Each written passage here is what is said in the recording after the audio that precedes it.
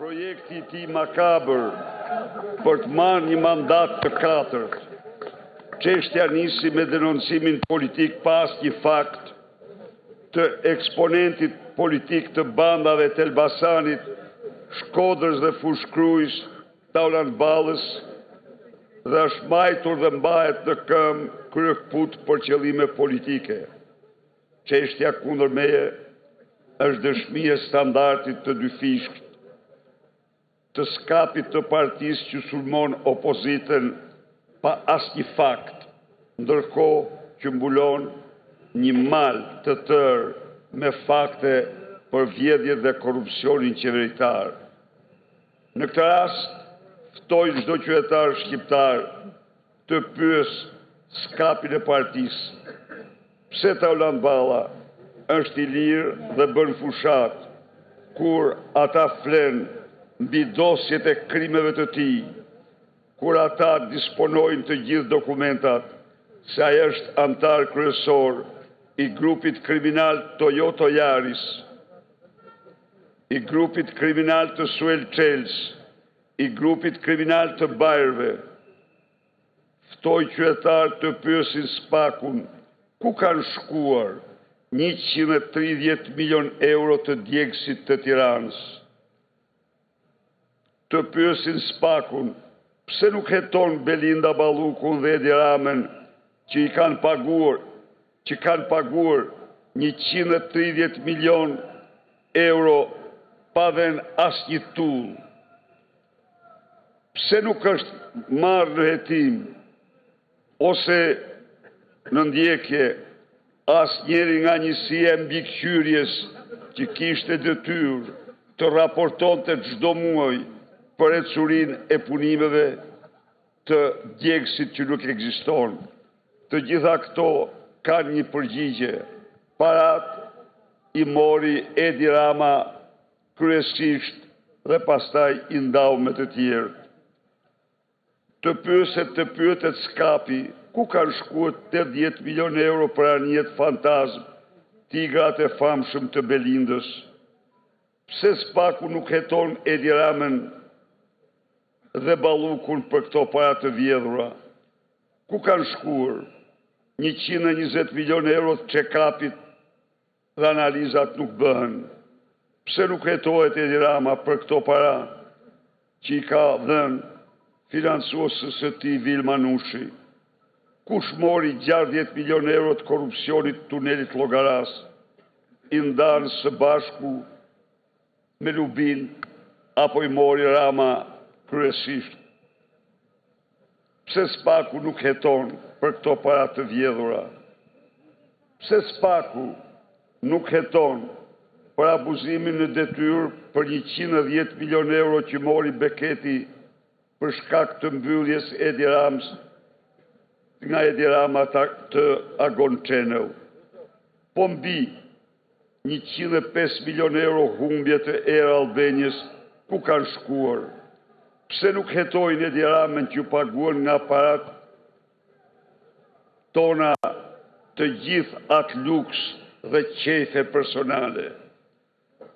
Të dashur qytetar dhe qytetare, vetëm këto skandale që përmenda kapin shumën 630 milion euro të grabitura nga Edi Rama dhe kompani. Nuk janë llogaritur këtu 33 milion euro që kushton toka e vjedhur prej tij në Gjipe prej 224.000 metër katror. Nuk janë llogaritur këtu 38.000 metër katror që i dha të vllajt duke u marrë pronarve në Terrapi Treshit. Nuk janë llogaritur këtu sarajet e Surrelit me themele 2 herë më të gjata se themelet e vilës diktatorit Hoxha, as dhe parku 8.300 metër katror. Këto pyetje presin përgjigje me datën 11 maj nga mbar qytetarët shqiptarë. Presin, do marrin përgjigjen më të shkëlqyer, nga qytetarët 11 maj me votën e tyre të lirë. Por aty Dumanit të Rams i lash një shënim. Mbyllja e aferës me Gonigal nga Altin Dumani përbën një krim ndërkombëtar. Krim ndërkombëtar.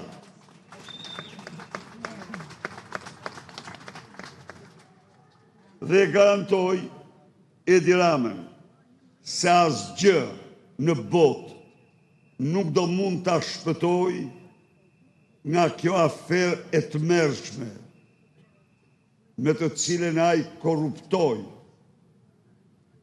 njeriun kryesor që sipas gjykatësit amerikan kishte detyrë të mbronte qytetarët amerikan nga korrupsioni, por u korruptua vetë duke marrë parat e Edi Ramës.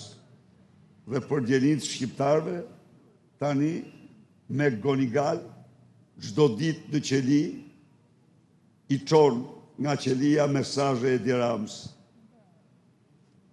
Unë vërtet i mora parat, thot ai, por ato mi dhe e ti, parat mi dhe e ti me cilat me komprometove. Kështu që pritet vote e shqiptarëve me 11 maj që Edi Rama shkojte me Gonigali nofta javën e parë. Tani sot se jam në fushat ndaj dhe do a kemi pak më të kufizuar. Edhe një pyetje. Po. Herët të kaluara jemi mësuar që me paraqitjen tuaj këtu keni bërë denoncime duke ju referuar bisedave në Sky CC. Pse nuk ndodhi sot dhe a nuk keni më materiale tjera? Jo, materiale kam plot, po sot ndodhi ajo që ndodhi, si që dini ju, çështja e incineratorëve shkoi për 5 para në gjykat, një gjë të turpshme, një nga aktet më të turpshme në histori, kur humbja e 130 milion eurove u kualifikua një vepër për sigur të kishin humbur 10.000 euro, apo sigur të kishin vjedh një kotet spulash, si që tha një kolege juja. Ku është, nuk është sot. Zoti Berisha, gjatë kohës që ju po flisit tonë nuk e dihet të gjuhat, disa paraburgosur apo dënuar shprehen pro jush. Zoti Berisha, jeni hero. Keni një mesazh për to me që jemi edhe në fushat? Tani... Një minutë. Ju lutëm. Në të njëjtën ambient është edhe Ilir Meta. Mesazhi im është kjo. Mesazhi im është ky. Shqipëria është një olla e zezë e turpit në Europë dhe nga më të zezat në botë. Sepse Shqipëria mban në burgje 67% të gjithë popullatës së burgjeve është në paraburgim dhe nuk ka dëshmi më madhore, torture se sa kjo. Në këtë vend ka pushuar së funksionori prezumimi pa fajësisë një parim shekullor i drejtësisë. Ndaj dhe i garantoj se ato ditë burgu që bëjnë pa merit do të shpërblehen me rrogat e qeveritarëve që i kanë mbajtur. Është një krim dhe duhet ta dinë mirë se unë në Këshillin e Europës në udhëtimin tim kam bërë një takim shumë të frutshëm me Komitetin Antitorturë, në të cilin kanë qenë 2 çështje kryesore. Ka qenë tortura publike që ata i bën ish presidentit, ish kryeministit dhe ish kryetarit parlamentit Ilir Meta, dhe tortura që u bëjnë 67% e të burgosurve që janë në gjendje para burgimi, 1/3 cilëve janë pa asnjë akuzë, pas një akuzë, 500 prej tyre janë të smur, pra është një gjendje katastrofale për të cilën këta meritojnë dhe unë kam besim të madh. Komiteti Antitorturës Këshillit të Europës është një institucion jashtëzakonisht serioz dhe kam besim që ky komitet do të bëj avokatin e të gjithë atyre që u shkelmohen të drejtat në burgjet shqiptare. Zoti Berisha, paraburgoserit kanë të drejtë vote. Mendoni se do merrni dhe votën e tyre në 11 maj? Se për këtë do votojnë e din ata vetë. Ne nuk kundërhyjmë kujt në votë, por ne themi që të votosh për xhelatin tënd është problem.